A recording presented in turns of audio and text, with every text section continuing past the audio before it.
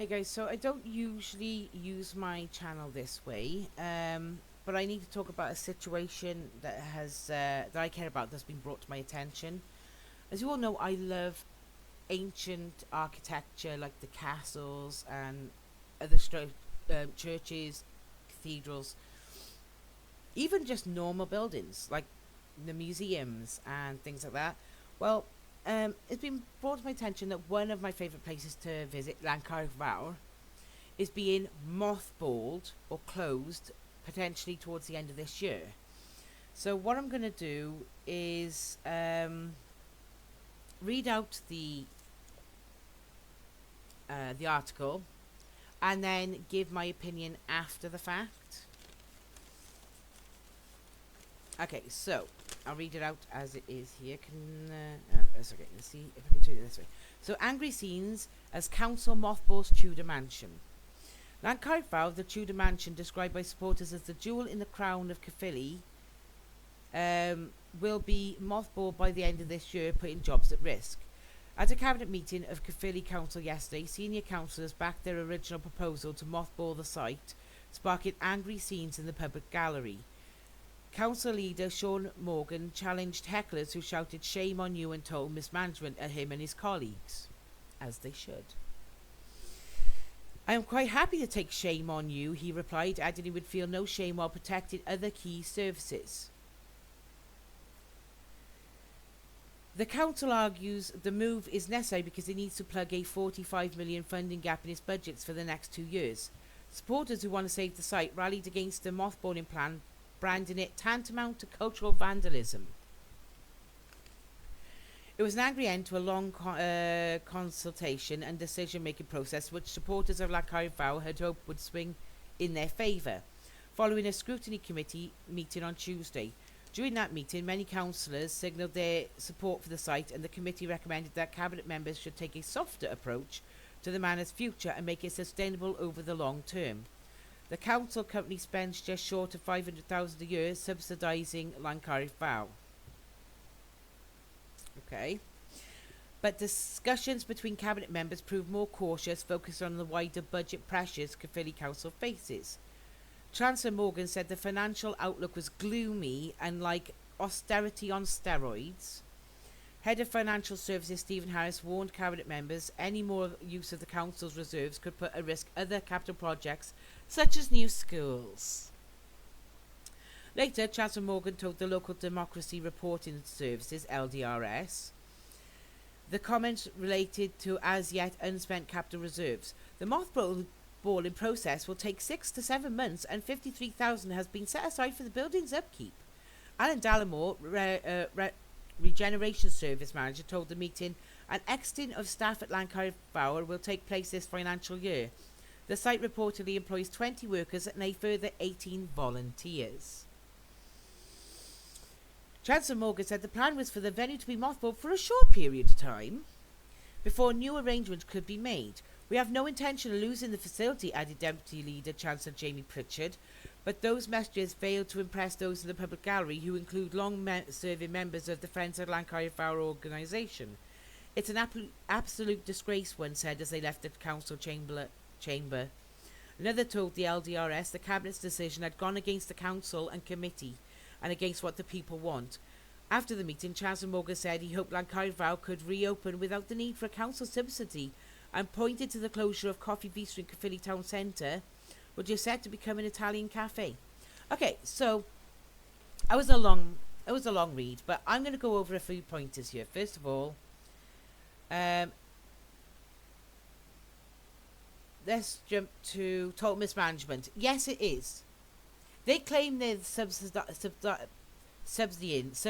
this building. I'll show you something to the bloody contrary in a second.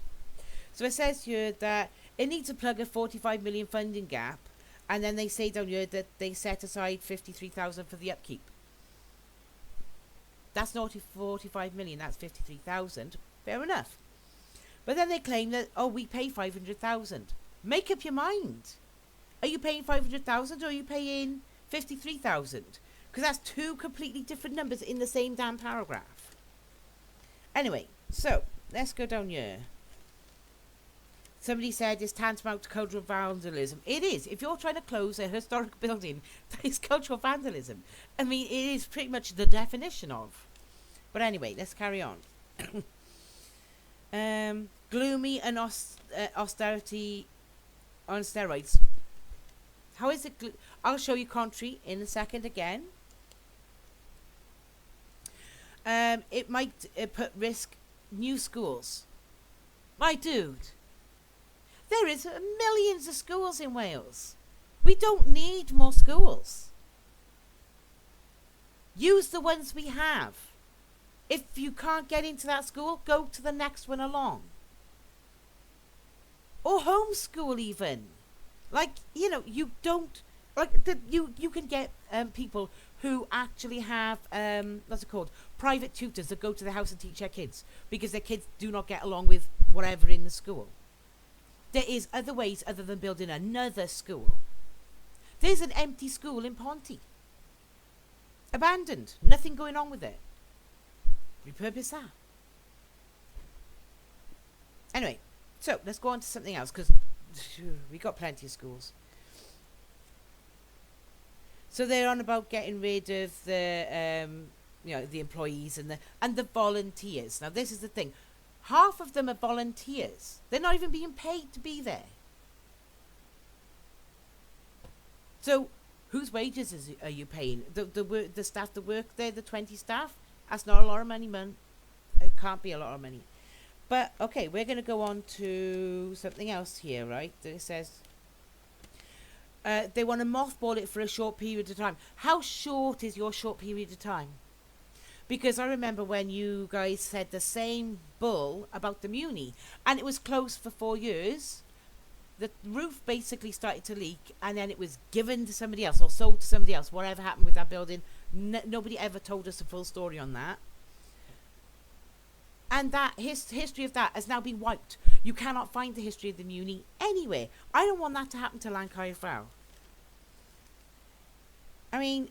Some of the stuff that they said in this is absolutely atrocious. So here's where I'm going to step my great big foot in it now. I know a lot about this building, but as a backup, I wrote a few things down. Now this is a Grade 1 listed building. It was built in 1550. So Grade 1 listed building, specifications for a Grade 1 listed building, age and rarity, tick for Llanchiarch Fawr. Aesthetic merits, another tick. Selectivity, in other words where it's located, another tick. National interest, another tick. Historical acts, it has managed to get 5 out of 5 on the entire thing for a Grade 1 listed building, which we already know it is, because as soon as you pull it up, which I'll do right now, it mentions a Grade 1 listed building. So, Manor House, where did it go? Here it is, Grade 1 listed building is mentioned somewhere in here.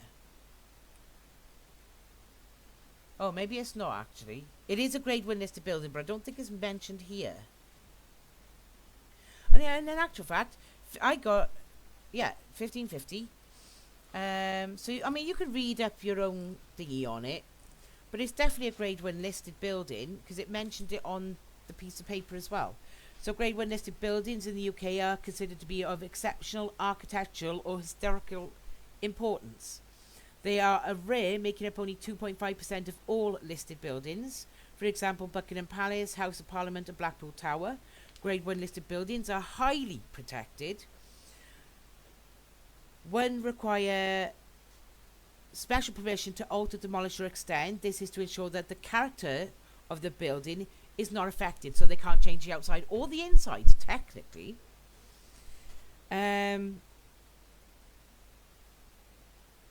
Planning authorities must be notified of any work, repairs or maintenance that is to be carried out on a Grade 1 listed building via listed building consent.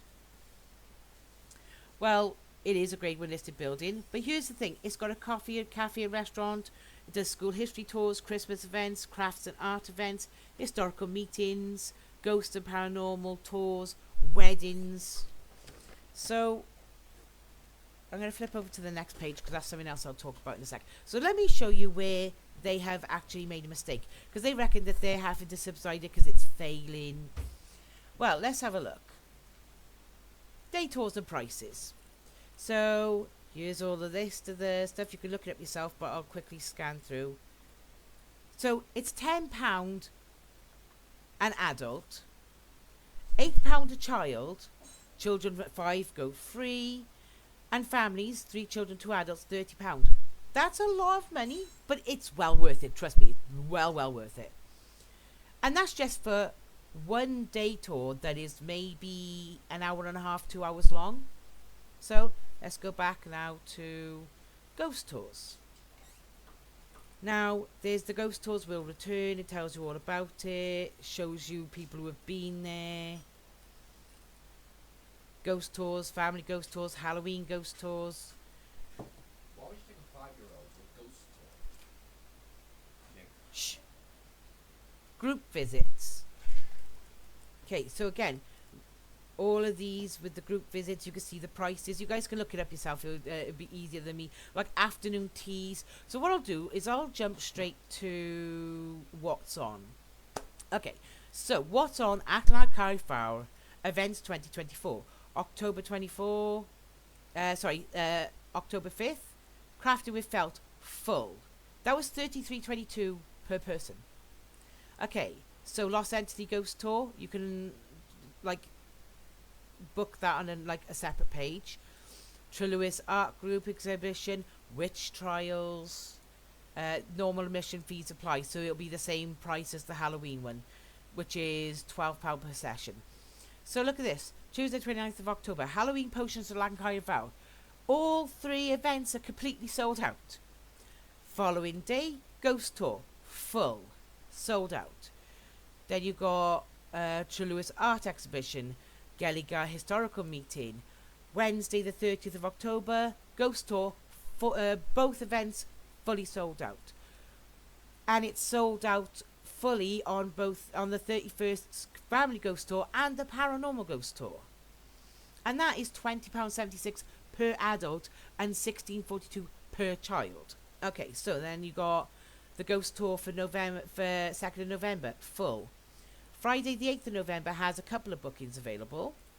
Paranormal tours fully booked, ghost tour half booked, so there might be some available.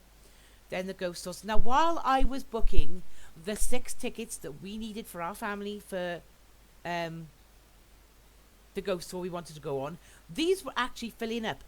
The site had been open for less than 2 days and they were almost fully booked. So half booked for ghost tour there. Fully booked Christmas in the Manor. Fully booked. Oh, sorry, 30 spaces available early in the morning. Then you've got the quilting workshop. Then you got Friday 29th of November, ghost tours. Now, I did look at this one. There's only 2 tickets available at the 6 o'clock and only 1 ticket available on the 19:30. And then you got the one we're actually going on. The 7 o'clock one is full. The 8:30 one has 2 tickets available because that's what we were trying to get. And that's how I know about that. Then you go into December. You've got Christmas afternoon teas. You find more information by ringing them. Then the luncheon. Look at this, right? The luncheons cost $28.50 and $14.95 for children, right? Perfect price for Christmas luncheon in a conservatory restaurant. And then you got more. You got the carol concert. You got the Christmas luncheon again. You got historical Neil Diamond tribute night, Christmas luncheon, Santa's science party, Christmas luncheon, and that gets us all the way down to the 22nd of December. So here's my thing. Where on that entire list of things can you say that this building is failing? Because it certainly doesn't look like it's failing to me. When you consider we bought 6 tickets and it cost us £140, that was just for one night. One night. Now, you guys can see exactly what's here. You've got education ones, so you've got schools doing the trips.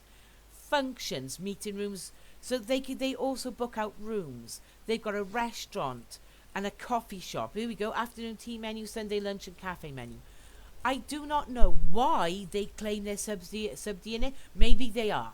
Maybe I'm wrong and they are actually doing it and they're not just fibbing. But we know that they occasionally do. So if they're struggling to keep the upkeep of that building, why don't they just give it to Cadoo? hand it to Kadu. Say, look, we don't want to keep ploughing money into this. We got other stuff to do. Can you no, they just want to close it down. Why?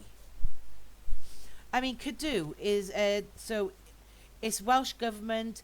It goes against heritage crime, historical recognition, and it says caring for historical places so current and future generations can be inspired and educated.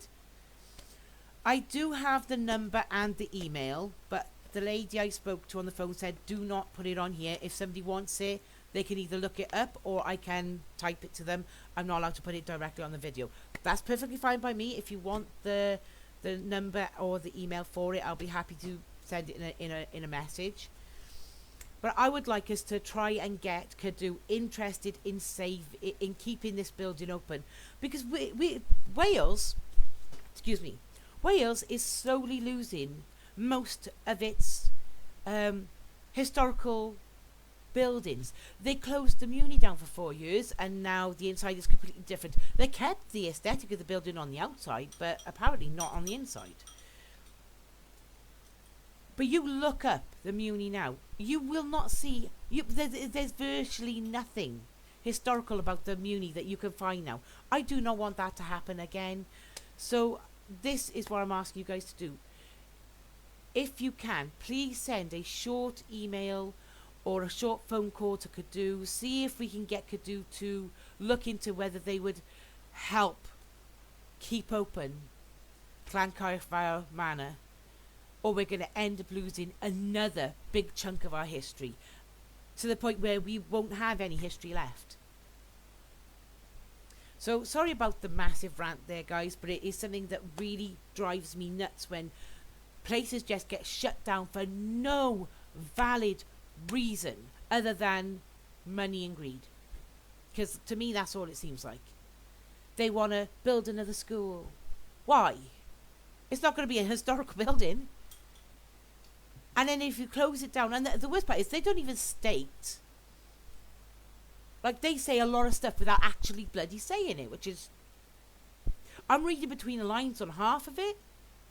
But they say, oh, we can close it down and open it in the future. In the future when? Once it's turned to ramble and ruin because you're not doing anything to keep the upkeep of it?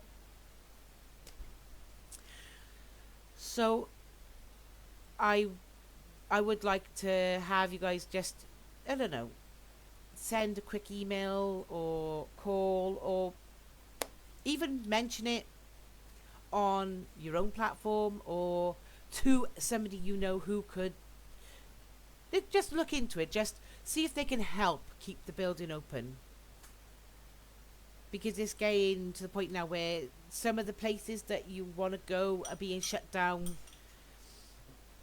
Technically, we're losing our... When all of these places get shut down, we will lose a lot of tourism. Because people come over to see the history of a place, to see the stunning countryside. Not basically a dirt track and an empty parking area. So, thank you guys for listening. Sorry I went on a massive rant at the end there, but this is something that is important to me, and I just want to try and see what I can do to help keep this stunning building open, because it is a stunning building and it is historical. Well, thank you guys for watching, and I will see you in the next video. Good night.